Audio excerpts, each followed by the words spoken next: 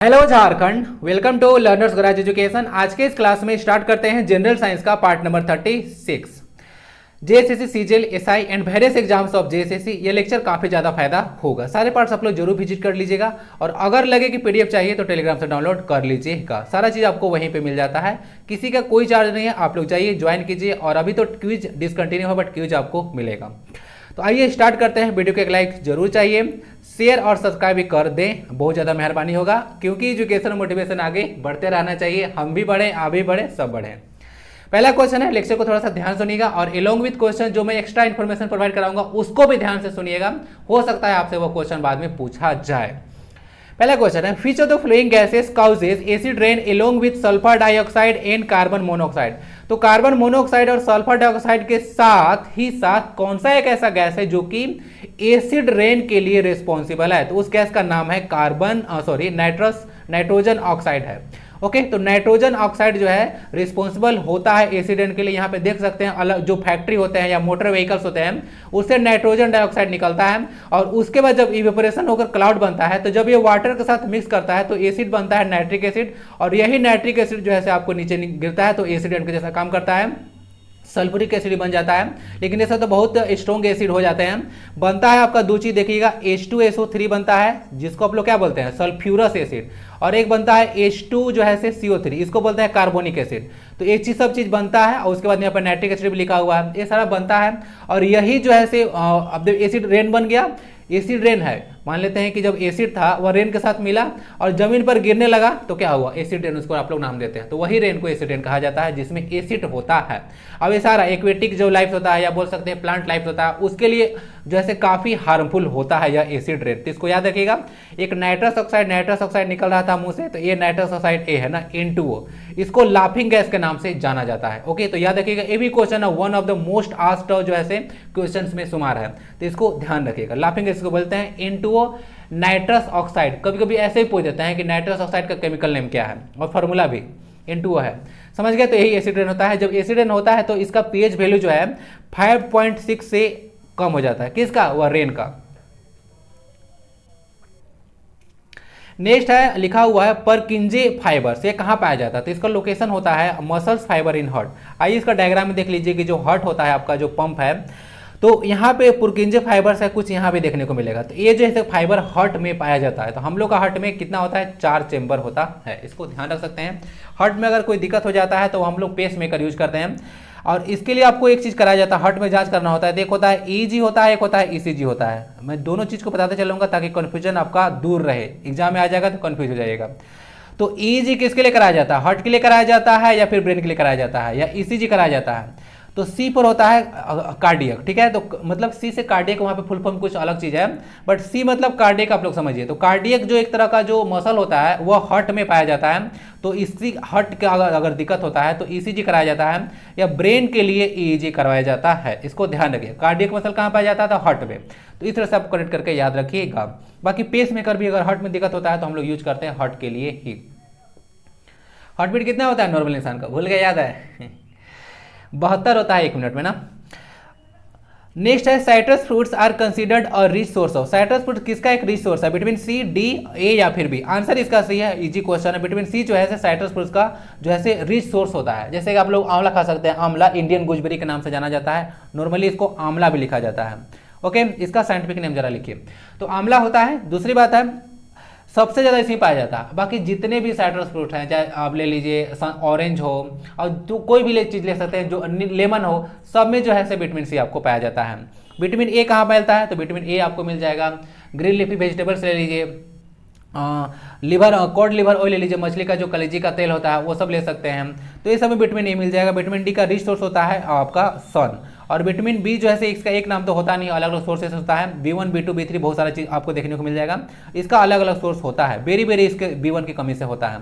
Answer इसका C है ना, तो विटामिन C। इसका चलिए साइंटिफिक नेम बता देते हैं। विटामिन C को बोलते हैं एस्कॉर्बिक एसिड, विटामिन D को बोलते हैं कैल्सीफोरॉल, A को बोलते हैं विटामिन A रेटिनॉल, और विटामिन B1 जो रहेगा उसको थायमिन बोलते हैं। और C12 तो कितना बार, B जो 12 है उसको तो पता नहीं कितना बार क्वेश्चन आ चुका है कि B12 जैसे साइनोकोबाल्मिन के नाम से जाना जाता है इसको, और इसमें कोबाल्ट पाया जाता है CO। ये बहुत बार क्वेश्चन आ चुका है। आंसर A है इसका।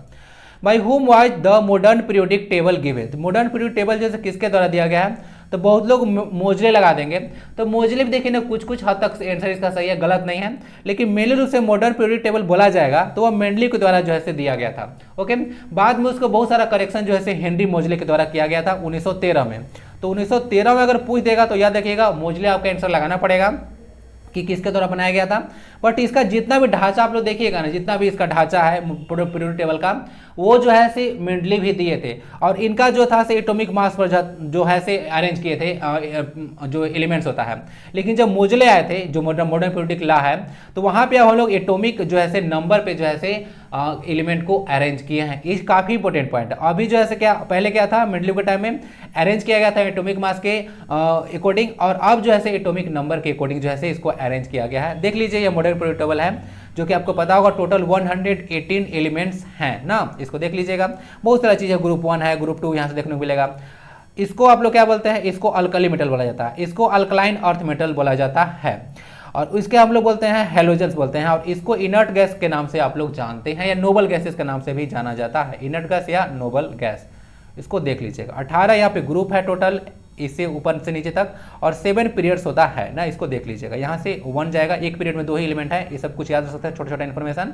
और यहाँ तक टोटल 7 ही है, ये दोनों यहाँ से उठ के आ गया है, यहाँ से देख लीजिएगा। लैंथेनियम और एक्टिनियम से यहाँ से स्टार्ट हुआ था, उसके बाद ये शुरू होता है ना। इसको हम लोग ट्रांजिशन और इनर ट्रांजिशन मेटल के नाम से जानते हैं। इसको लैंथेनाइट एक्टिनाइट्स बोला जाता है, डी ब्लॉक और ए ब्लॉक को रिस्पेक्टिवली। आंसर इसका हो चुका है, आपको मिल चुका होगा हेनरी मोजले। तो ये सब चीज़ याद रख सकते हैं। अभी जो है से जेड पर है ना, और पहले एटॉमिक मास पे था।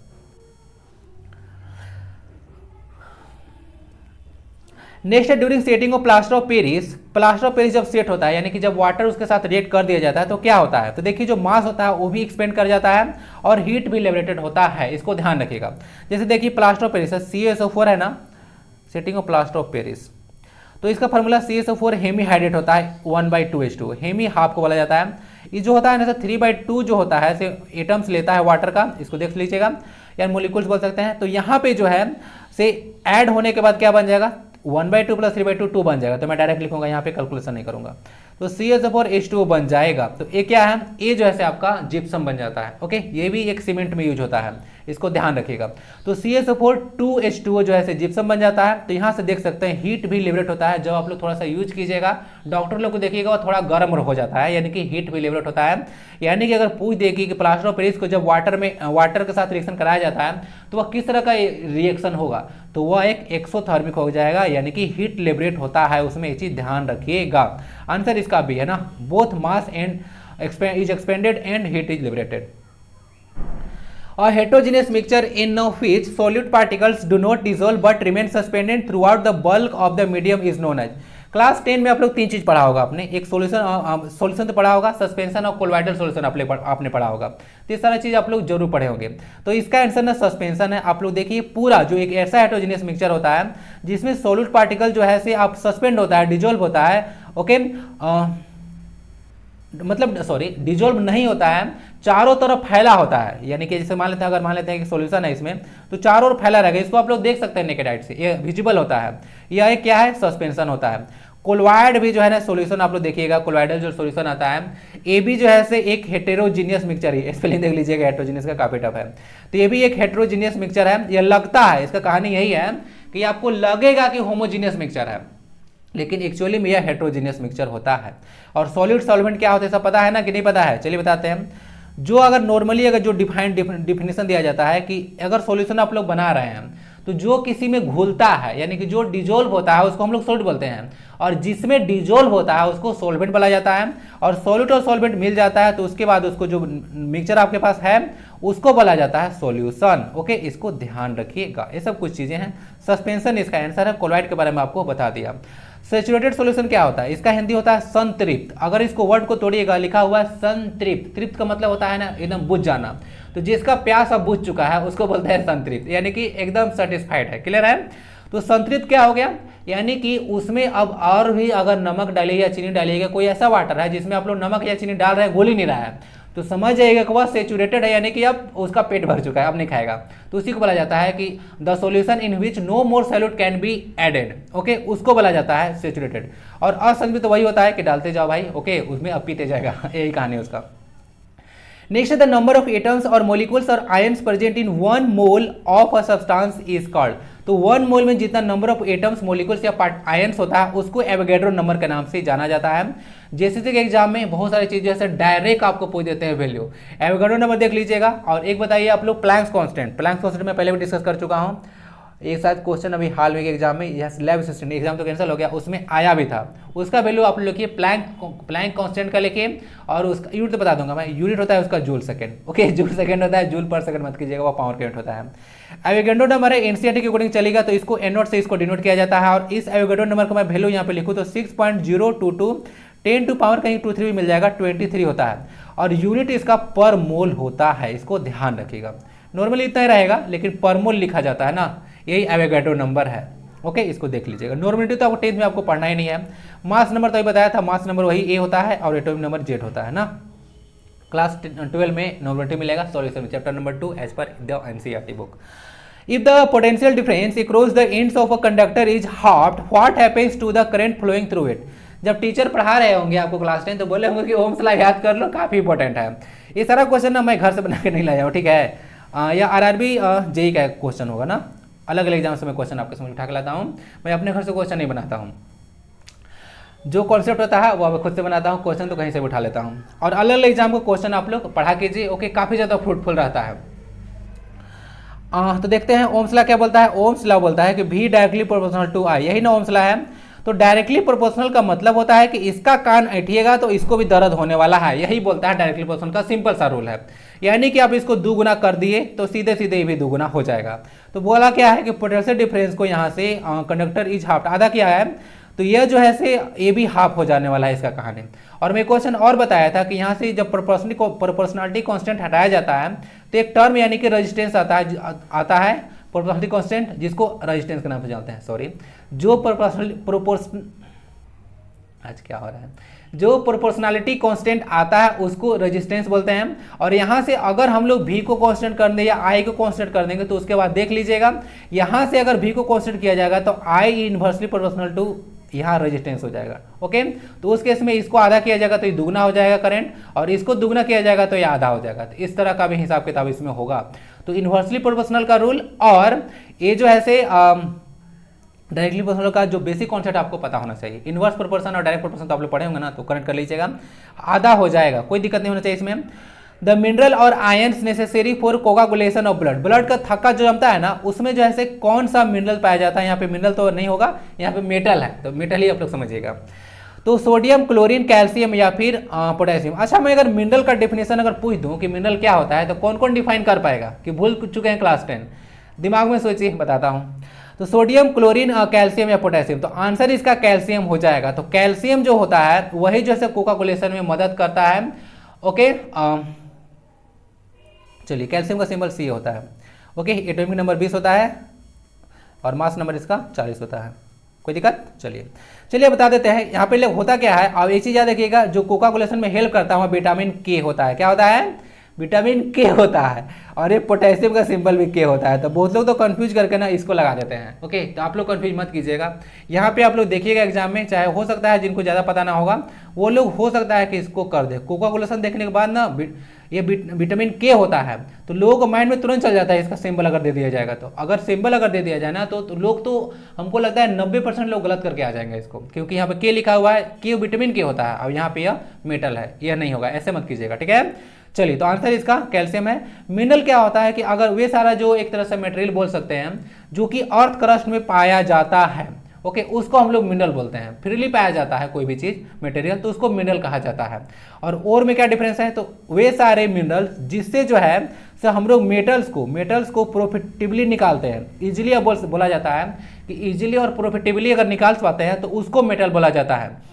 तो जितने भी ओर्स होते हैं ना वह मिनरल होते हैं, लेकिन जितने भी मिनरल होते हैं वह सारे ओर्स नहीं होते हैं, क्योंकि सारे मिनरल से जो है आप ओर को प्रॉफिटेबली एक्सट्रैक्ट नहीं कर सकते हैं। ये सारा कुछ कहानी होता है। इसका लैटिन नेम होता है ना कि पोटेशियम का के होता है कैलियम, इसको बोला जाता है सोडियम नेट्रियम होता है, इसको ध्यान रखिएगा। पोटेशियम सबसे ज़्यादा जो है से पीरियोडिक टेबल में रिएक्टिव एलिमेंट है, और सोडियम को केरोसिन ऑयल में जो है से डाल के रखा जाता है क्योंकि यह आग पकड़ लेता है नॉर्मली। आंसर इसका सी है। नेक्स्ट है how does a lubricant reduce friction between moving parts of a machine. पहले तो टर्म क्लियर होना चाहिए कि लुब्रिकेंट क्या होता है। हिंदी में इसको स्नेह कहा जाता है, लिखा गया है यहाँ पे कुछ गड़बड़ हो गया है, यहाँ स्नेहक लिखा हुआ है। तो देख लीजिए यहाँ पे हाउ लुब्रिकेंट जो है फ्रिक्शन कैसे कम करता है। तो मान लेते हैं दो सरफेस है, अगर इसको अंडरस्टैंड करें, अगर बहुत ही पास सरफेस में है तो लुब्रिकेंट इन लोग दोनों के बीच में लेयर बना देता है, जिससे जो सरफेस होता है इजीली स्लाइड कर सकता है वन ओवर अनदर। तो इसमें जो है फ्रिक्शन लेस हो जाता है। तो कहीं पे अगर लुब्रिकेंट लगाया जाता है तो फ्रिक्शन वहां पे कम होता है, न कि बढ़ जाता है। ओके ना। अगर मान लेते हैं कि आप लोग कहीं पे गिरते हैं, रोड पर ऐसा है बर्फ अगर बोल ले नॉर्मली, या कहीं चिकनाई की वजह से कहीं गिर जाते हैं, तो वहां पे ये नहीं है कि फ्रिक्शन ज्यादा था, वहां पे फ्रिक्शन कम था। फ्रिक्शन जितना ही ज्यादा रहेगा उतना ही हमारे लिए अच्छा है। नुकसानदेह भी है, ज्यादा फ्रिक्शन होता है तो बहुत सारा जो आयरन के मटेरियल्स होते हैं वो सारे खत्म हो जाते हैं।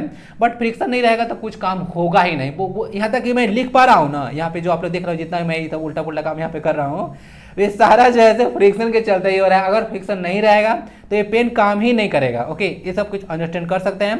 तो इसका आंसर बी हो जाएगा, शॉर्ट में है the lubricant foam a thin, ये तो डेफिनेशन ही मतलब ग्रामेटिकल एरर हो गया।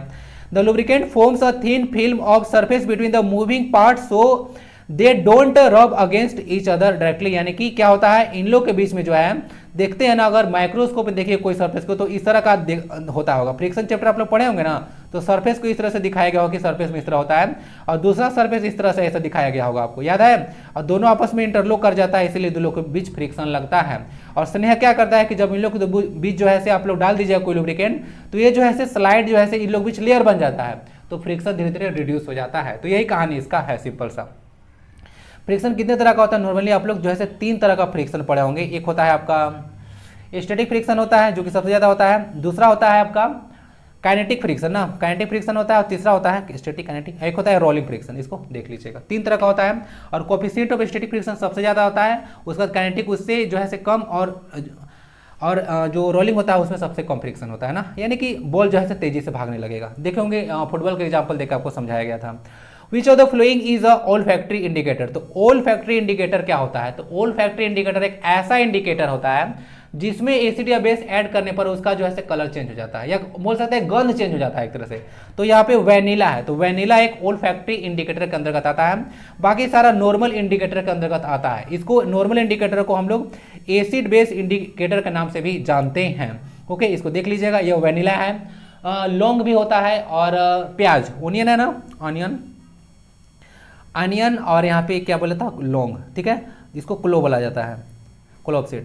तो तीनों के तीनों याद रखिएगा, ये सब जो है ओल फैक्ट्री इंडिकेटर्स का एग्जांपल है। फिनोल्फथैलीन देख लीजिएगा, उसका लिटमस पेपर और रेड कैबेज, ये सब एसिड बेस इंडिकेटर के एग्जांपल है, क्लास 10th में आपको पढ़ाया गया था। अब इंडिकेटर क्या होता है, तो इंडिकेटर जो है बताता है कोई भी चीज़, कोई अगर सॉल्यूशन आपके पास है या कोई मटेरियल है तो उसके बारे में बताता है कि यह एसिडिक है कि बेसिक है। सिंपल सा फंडा है इसका। ये जो लिटमस पेपर बनाया जाता है, या लाइकेन एक प्लांट से बनाया जाता है, या लाइकेन काफ़ी इंपोर्टेंट है, या जो है आपका लाइकेन एल्गी और फंगस से मिलकर बनता है, इसको देख लीजिएगा। ओके, उसका ये जो है आपका सिम्बायोटिक रिलेशनशिप होता है लाइकेन। नेक्स्ट है how is refractive index of a material related to the speed of light in air. तो बोला जा रहा है कि रिफ्रैक्टिव इंडेक्स जो है एयर में होता है, वह कैसे होता है। तो रिफ्रैक्टिव इंडेक्स जो होता है speed of light in material, यहाँ पे कहाँ पे देख के डायरेक्ट बताऊंगा, लाइट इन मटेरियल, इसका आंसर सी हो जाएगा। रिफ्रैक्टिव इंडेक्स जो होता है speed of light in air by speed of light in material होता है, या कोई मीडियम होता है। आपने इस तरह से रिफ्रैक्टिव इंडेक्स पढ़ा होगा, तो यह होता है speed of light in air. तो speed of light in air के लिए स्पेशल टर्म ही है, जिसको आप लोग सी बोलते हैं, और यहाँ पे मटेरियल में है तो इसको VG नाम दे दिया जाता है। तो यही रिफ्रैक्टिव इंडेक्स होता है। रिफ्रैक्टिव इंडेक्स काफी इंपॉर्टेंट टर्म है, इसको देख लीजिएगा। इसका कोई यूनिट नहीं होता है ना, यूनिट लेस है, क्योंकि ऊपर भी स्पीड ऑफ लाइट है, नीचे भी स्पीड ऑफ समथिंग है, तो इसी का लाइट है, यानी मीडियम चेंज है। तो एक ही अलग अलग मीडियम में एक ही अगर क्वांटिटी जा रहा है तो ऊपर नीचे कैंसल आउट कर लेगा तो खत्म हो जाएगा इसका कहानी। देख लीजिएगा, यही रिफ्रैक्टिव इंडेक्स है। अब रिफ्रैक्टिव इंडेक्स क्या होता है, इसको भी डिफाइन चाहिएगा।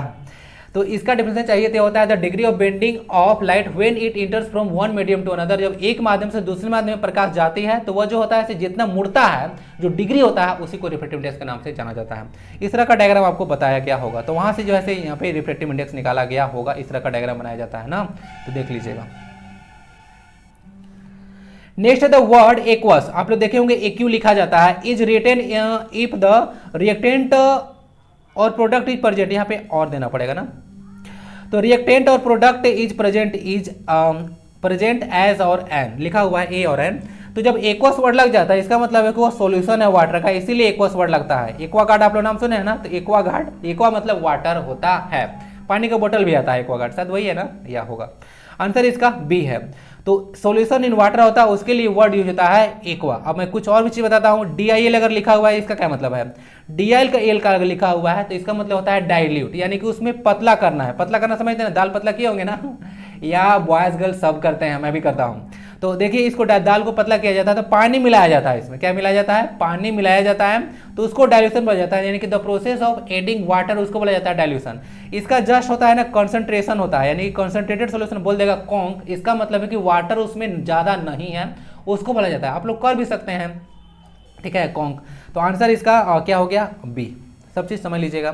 Which is the strong bone in the human body, सबसे स्ट्रॉन्गेस्ट बोन कौन है, मैंने लास्ट क्लास में ही बोला था सबसे स्ट्रॉन्गेस्ट बोन, यह जो सेंटेंस है गलत है, मुझे स्ट्रॉन्गेस्ट से बोलना चाहिए। Which is the strongest bone, यानी कि सबसे मजबूत हड्डी कौन सा है। तो ये जो क्या लिखा हुआ है यहाँ पे, आज कुछ यहाँ पे ना स्पेलिंग मिस्टेक है,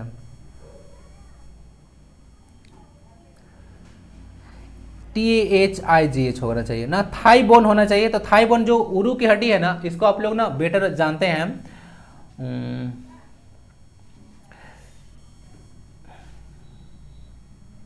फीमर, के याद नहीं आता है कभी कभी, जो फीमर है वही स्ट्रॉन्गेस्ट बोन होता है बॉडी में, इसको देख लीजिएगा। और जबड़ा का मसल सबसे स्ट्रॉन्गेस्ट होता है बॉडी में, ये सब ध्यान रख सकते हैं। पेटे में सही कर दूंगा, डोंट वरी, टाइप करते समय उतना ध्यान नहीं रहता तो है, कुछ कुछ चीज़ें छूट जाता है, परफेक्ट थोड़ी हूँ मैं। Due to which force does the moon move around the earth in its near circular orbit, तो नियर सर्कुलर ऑर्बिट में जब मून आता है या आती है तब जो है से वो किस फोर्स के चलते जो है, मतलब बोला जा रहा है कि घूमता है यहाँ से, इस तरह से अर्थ है ना, तो उसके चारों मून यहाँ पे चक्कर लगा रहा है, तो किस फोर्स के चलते घूमता है, तो यहाँ से सेंटर से इसको एक फोर्स मिलता है जिसको सेंट्रीपिटल फोर्स के नाम से जाना जाता है। तो सेंट्रीपिटल फोर्स इसका आंसर हो जाएगा।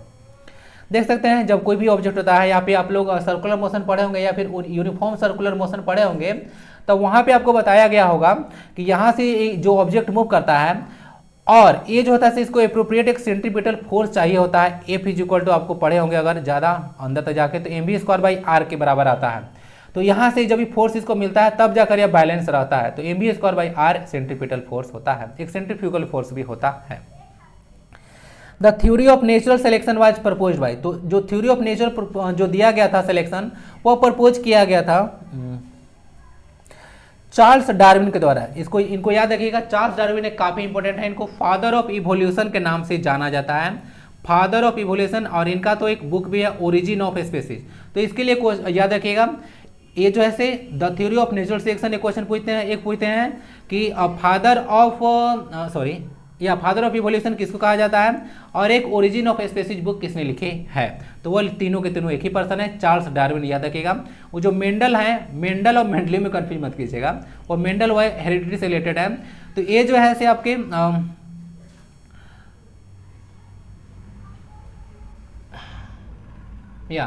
ये जो है फादर ऑफ हेरिडिटी के नाम से जाना जाता है ना, मेंडल जो होता है फादर ऑफ हेरिडिटी के नाम से जाना जाता है, यानी कि आनुवांशिकता के पिता जाने जाते हैं। और यह मटर का पौधा का यूज किए थे, यानी कि पी प्लांट, अपना एक्सपेरिमेंट के लिए। जेसीसी का कुछ गारंटी नहीं है, पूछ देगा कि मटर का पौधा क्यों लिए थे, बताइए जरा, यूज क्यों किए थे। Oxides of non metals are dash nature, class 10। तो नॉन मेटल का जो ऑक्साइड होता है वह किस तरह का होता है, तो मैं सीधे सीधे एक चीज लिख देता हूं कि नॉन मेटेलिक जो ऑक्साइड होता है वह किस तरह का होता है। देखिए नॉन मेटेलिक ऑक्साइड ना, जैसे कार्बन लेते हैं तो कार्बन का एक साथ ऑक्सीजन के साथ रिएक्शन करवाइए। ऑक्साइड मतलब क्या होता है, ऑक्साइड मतलब ऑक्सीजन के साथ रिएक्शन करेगा तो ऑक्साइड बनेगा। तो CO2, अब CO2 से अभी बताया था ना कि CO2 जब मिलता है वाटर के साथ यहाँ पे, या CO भी मिलता है तो जाके आगे, तो यहाँ पे H2SO3 बनता है। क्या बनता है? H2SO3 यानी कि सल्फ्यूरस एसिड। क्या आ गया? एसिड। आंसर मिल चुका है आपको, डी। समझ गया?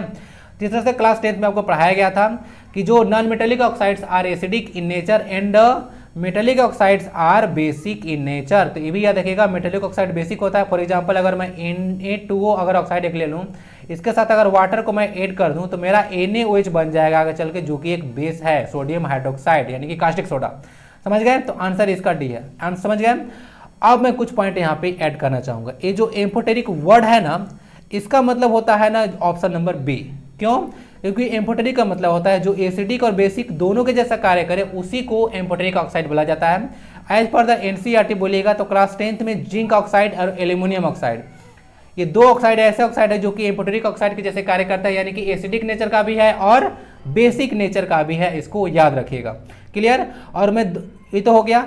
एक होता है CO और एक H2O, ये दोनों न्यूट्रल ऑक्साइड एक तरह से बोल सकते हैं। ओके, क्या है? न्यूट्रल ऑक्साइड है। ये तो आगे जाएगा तो यह आपको लग रहा होगा कि हाइड्रोजन के साथ ये ऑक्सीजन मिलता है तब जाकर ये H2O बनता है ना। तो H2O भी तो एक न्यूट्रल ही है, तो इस तरह से बोल सकते हैं एक न्यूट्रल ऑक्साइड जैसा H2O कार्य करता है। और CO यानी कि कार्बन मोनोऑक्साइड भी है, से एक न्यूट्रल ऑक्साइड है, इसको ध्यान रखिएगा।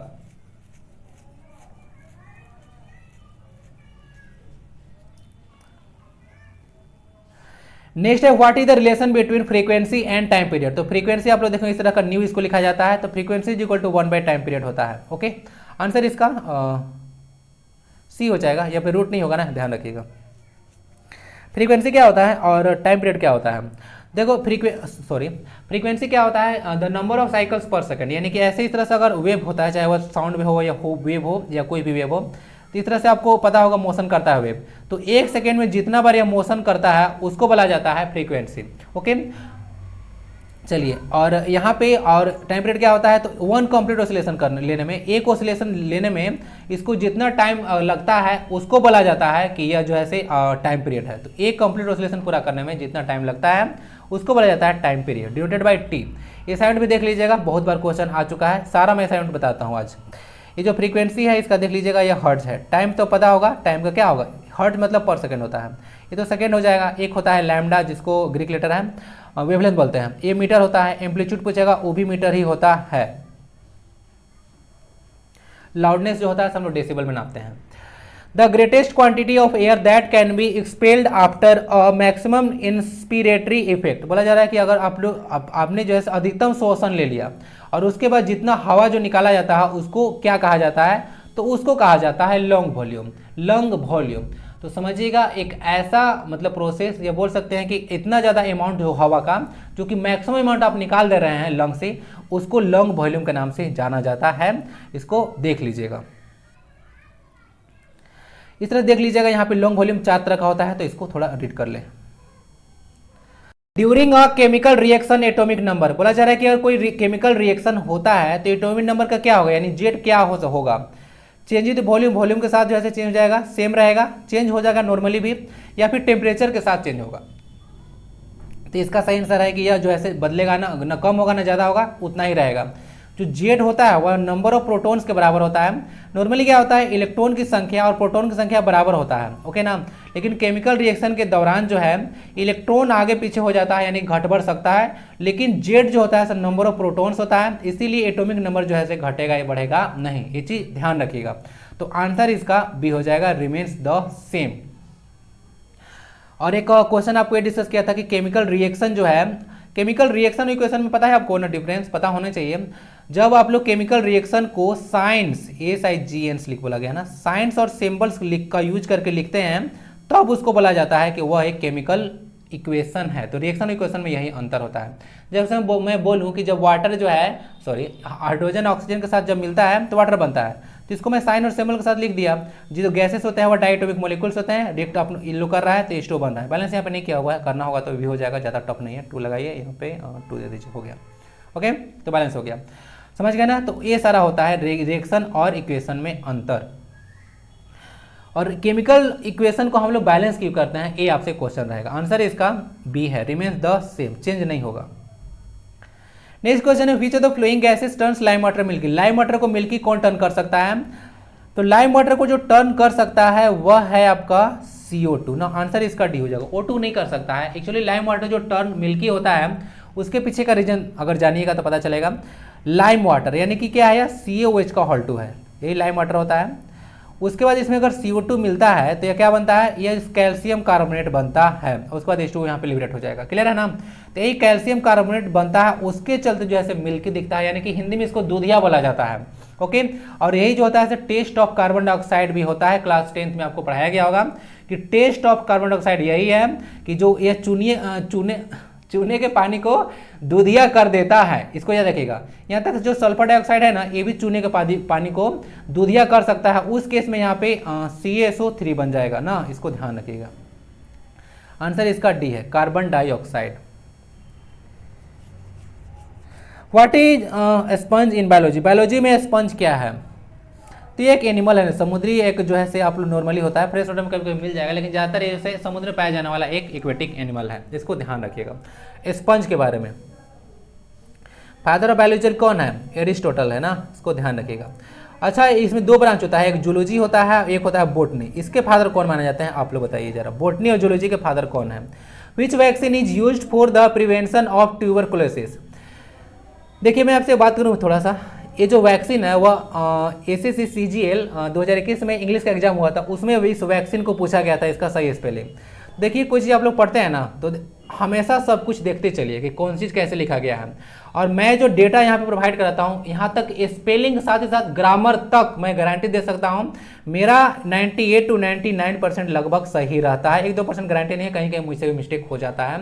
ओके, तो समझिए, तो ये सब देखते आपको चलना है। आप लोग पढ़ाई कर रहे हैं तो एट द टाइम जो है ना, सब कोई चीज़ अगर आता है गड़बड़ होता है, मतलब गड़बड़ क्या होता है, मतलब कोई चीज़ आपको पता नहीं होता है तो उसको तुरंत जान लेना चाहिए, चाहे वो स्पेलिंग हो या कोई मीनिंग आपका समझ में नहीं आया तो सबको जान लेना अच्छा रहता है। ठीक है, नॉलेज आपका बहुत ज़्यादा इन्हेंस होगा। तो वैक्सीन जो होता है ट्यूबरकुलोसिस के लिए यूज, वो होता है BCG का। BCG होता है बैसिलस कैलमेट ग्यूरिन। आप लोग इसका नाम लिखिए, PDF जब डाउनलोड कीजिएगा तो यहाँ पे मिल जाएगा, डाल दूंगा BCG question 23। Which vaccine is used for the prevention of tuberculosis? Tuberculosis के लिए कौन सा वैक्सीन यूज किया जाता है? तो यह BCG है। बैकग्राउंड में थोड़ा सा मंदिर में पूजा हो रहा है, मैनेज कीजिएगा। तो BCG होता है bacillus Calmette Guérin. Bacillus Calmette Guérin इसका फुल फॉर्म होता है। ट्यूबरकुलोसिस के लिए जो है यूज किया जाता है। टीका इसका लगता है आप लोग लगवाए होंगे। इसका फुल फॉर्म लिखिए, मैं बोल दिया, बैसिलस कैलमेट ग्यूरिन होता है। PDF जब डाउनलोड कीजिएगा तो आपको मिल जाएगा। वैक्सीन का स्पेलिंग देख लीजिएगा। आप लोग कोई चीज़ पढ़ते हैं तो हर एक टर्म को क्लियर करते चलिए। अगर कोई चीज़ देखते हैं, मेरा डेटा लगभग सही रहता है। मैं ग्रामर का भी पोर्शन अगर यहाँ पर देखिएगा तो लगभग मैं सही ही डालता हूँ। कुछ अगर अनजाने में गलती हो जाता है तो नहीं कह सकता हूँ, बट मैं सब चीज़ लगभग सही आपको प्रोवाइड करा रहा हूँ। तो स्पेलिंग देख लीजिएगा, CGL में क्वेश्चन आया हुआ था वैक्सीन का स्पेलिंग। तो आंसर इसका भी है। ट्यूबरकुलोसिस जो है किसको, लंग को प्रभावित करता है या फिर लीवर को, या लंग्स को अफेक्ट करता है, क्योंकि यह एक रेस्पिरेटरी डिजीज है। As we move down a group of the periodic table the electron affinity, तो जब हम लोग डाउन में मूव जाएंगे, अभी दिखाया था ना आपको, टोटल 18 जो था से ग्रुप था और 7 पीरियड था। तो आप लोग इधर से इधर जाइएगा तो जो है डिक्रीज करता है ना, यह जो है डिक्रीज करता है इलेक्ट्रॉन एफिनिटी, लेकिन लेफ्ट टू राइट जाइएगा तो यह इंक्रीज करेगा। तो अगेन बता रहा हूँ, यहाँ पे बोला है डाउन अ ग्रुप, तो डाउन अ ग्रुप करने का मतलब ग्रुप में नीचे आप लोग जा रहे हैं तो ये जैसे डिक्रीज करेगा, तो रटना नहीं पड़ेगा। D से डाउन होता है और D से डिक्रीज हो गया। अब बाकी दूसरा तो आप लोग ऐसे भी याद रखिएगा, काफ़ी आप लोग स्मार्ट हैं। ठीक है, तो दूसरा क्या होगा, मैं बोला कि जब लेफ्ट से राइट आप लोग मूव कीजिएगा, ओके, लेफ्ट टू राइट, तब जो है इलेक्ट्रॉन एफिनिटी बढ़ेगा। और जो इलेक्ट्रॉन एफिनिटी होता है इसको ES डिनोट किया जाता है। वह जो होता है इन्वर्सली प्रोपोर्शनल होता है एटॉमिक साइज का। एटॉमिक यहाँ पे साइज बोल रहा हूँ, तो इसको ध्यान रखिएगा। एटॉमिक साइज बढ़ेगा तो इलेक्ट्रॉन एफिनिटी घटेगा। That's it for this class. मिलते हैं अगले क्लास में। वीडियो जैसा भी लगे, अच्छा खराब बुरा खट्टा मीठा, सब आप लोग जरूर फीडबैक दीजिएगा। वीडियो को लाइक जरूर दीजिएगा। कुछ त्रुटियां अगर हुआ होगा तो हमको क्षमा कीजिएगा। अगले पार्ट में उसको सही कर दूंगा, PDF में भी कर दूंगा। ऐसे तो मुझे नहीं लगता है कि कुछ पार्ट यहाँ पे गड़बड़ हुआ है। कभी कभी 1-2 छोटे छोटे मिस्टेक होते हैं ना, हमसे भी हो जाता है। मैं कभी देखता हूँ जब पढ़ाने बैठिएगा ना तो ऐसे हो जाता है, लेकिन पढ़ाते पढ़ाते जब 2 साल 3 साल पढ़ा लीजिएगा तो धीरे धीरे त्रुटियाँ कम होने लगती हैं। मैं पहले यही सोचता था कि जब मैं परफेक्ट हो जाऊँगा ना, मैं अपना इंटरेस्टिंग कहानी बताऊँ, तो मैं सोचता था कि ना परफेक्ट हो जाऊँगा ना तब पढ़ाना शुरू करूँगा। ऐसा होता ही नहीं था, होता ही नहीं है। अभी बहुत सारा जो है प्रॉब्लम आने लगता है जब मैं लेक्चर शुरू करता हूँ, तो उसी में थोड़ा बहुत त्रुटि हो जाता है। देखिए तभी तो नया नया आया हूँ। चलते हैं फिर, मिलते हैं फिर नेक्स्ट क्लास में। आगे बहुत सारी चीज़ आपको मिलेगा। वंदे भारतम, जय हिंद।